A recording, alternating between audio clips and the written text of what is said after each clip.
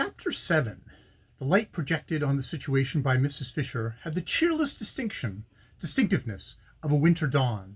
It outlined the facts with a cold precision, unmodified by shade or color, and refracted, as it was, from the blank walls of the surrounding limitations. She had opened windows from which no sky was ever visible. But the idealist subdued to vulgar necessities must employ vulgar minds to draw the inferences to which he cannot stoop, and it was easier for Lily to let Mrs. Fisher formulate her case than to put it plainly to herself. Once confronted with it, however, she went the full length of its consequences, and these had never been more clearly present to her than when, the next afternoon, she set out for a walk with Rosedale.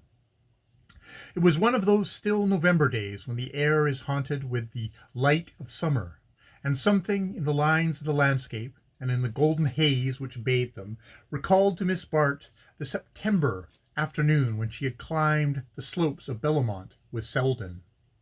The importunate memory was kept before her by its ironic contrast to her present situation, since her walk with Selden had represented an irresistible flight from just such a climax as the present excursion was designed to bring about.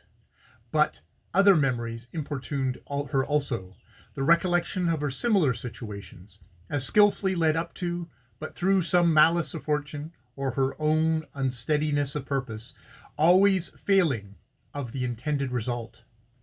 Well, her purpose was steady enough now. She saw that the whole weary work of rehabilitation must begin again, and against far greater odds, if Bertha Dorset should succeed in breaking up her friendship with the Gormers, and her longing for shelter and security was intensified by the passionate desire to triumph over Bertha, as only wealth and predominance could triumph over her. As the wife of Rosedale, the Rosedale she felt it in her power to create, she would at least present an invulnerable front to her enemy. She had to draw upon this thought, as upon some fiery stimulant, to keep up her part in the scene towards which Rosedale was too frankly tending.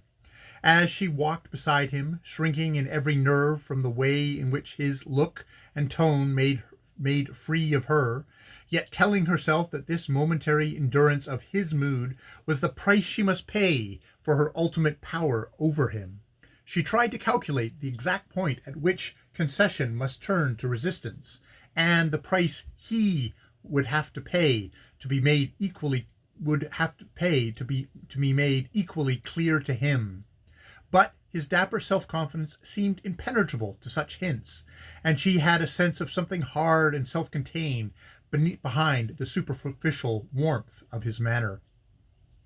They had been seated for some time in the seclusion of a rocky glen above the lake, when she suddenly cut short the culmination of an impassioned period by turning upon him the grave loveliness of her gaze. "I do believe what you say, Mr. Rosedale," she said quietly. "I am ready to marry you whenever you wish." Rosedale, reddening to the roots of his glossy hair, received this announcement with a recoil which carried him to his feet, where he halted before her in an attitude of almost comic discomfiture. "For I suppose that is what you wish to do," she continued in the same quiet tone, "and though I was unable to consent when you spoke to me in this way before, I am ready, now that I know you so much better, to trust my happiness to your hands." She spoke with a noble directness which she could command on such occasions, and which was like a large steady light thrown across the tortuous darkness of the situation. In its inconvenient brightness Rosedale seemed to waver a moment, as though conscious that every avenue of escape was unpleasantly illuminated. Then he gave a short laugh, and drew out a gold cigarette case in which, with plump jeweled fingers, he groped for a gold-tipped cigarette. Selecting one, he paused to contemplate it a moment before saying, "My dear Miss Lily, I'm sorry if there's been any little misapprehension between us, but you made me feel my suit was so hopeless that I had really no intention of renewing it."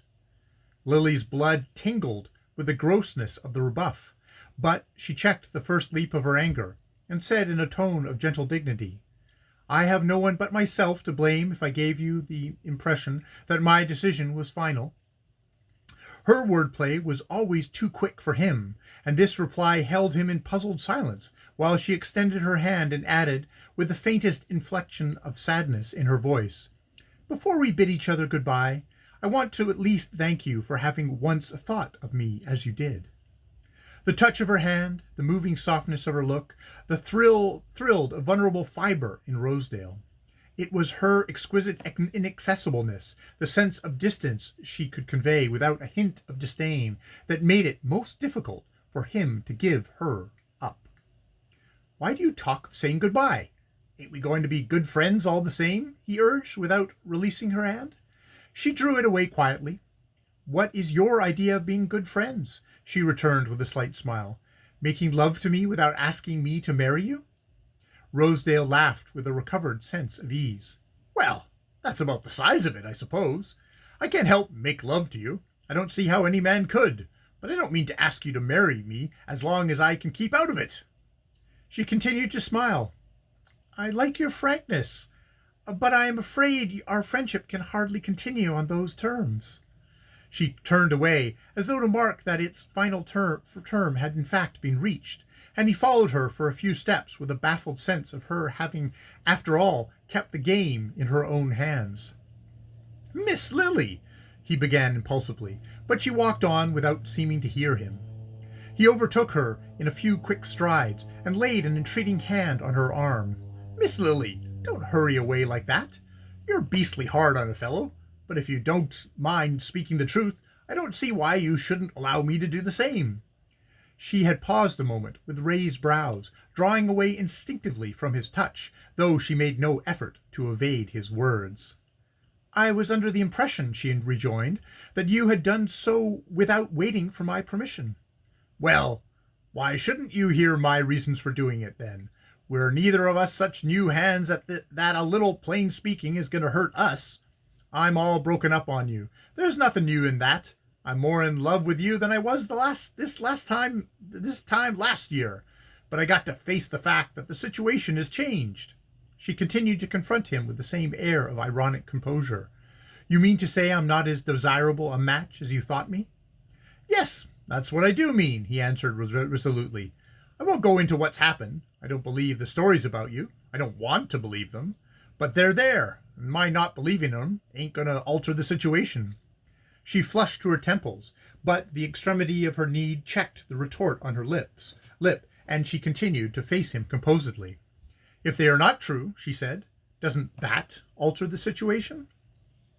He met this with a steady gaze of his small stock-taking eyes,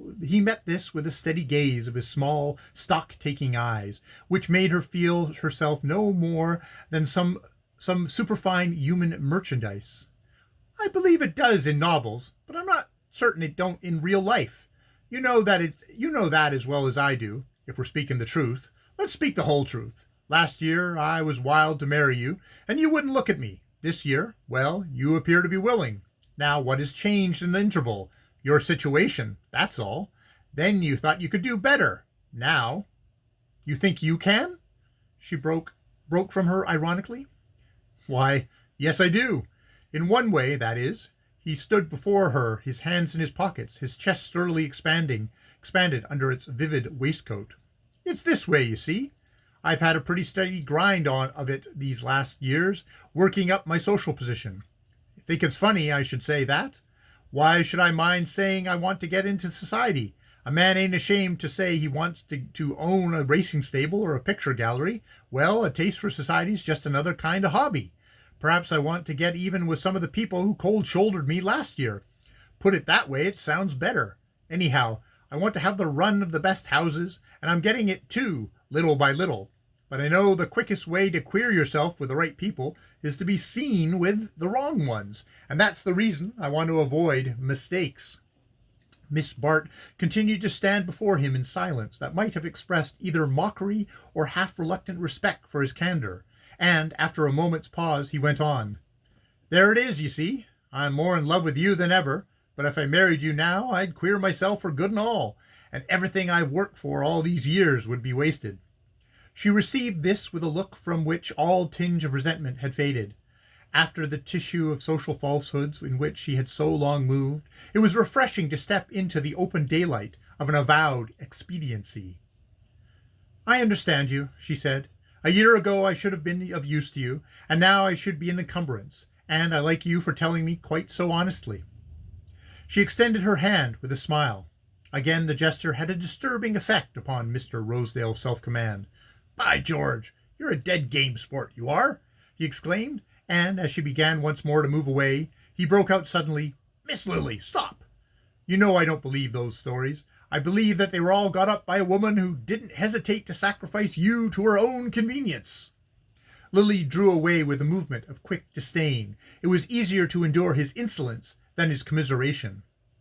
"You are very kind, but I don't think we need discuss the matter farther." But Rosedale's natural imperviousness to hints made it easier for him to brush such resistance aside. "I don't want to discuss anything. I just want to put a plain case before you," he persisted. She paused, in spite of herself, held by the note of a new purpose in his look and tone, and he went on, keeping his eyes firmly upon her. "The wonder to me is that you've waited so long to get square with that woman, when you've had the power in your hands." She continued silent under the rush of astonishment that his words produced, and he moved a closer step to ask with low-toned directness, "Why don't you use those letters of hers you bought last year?"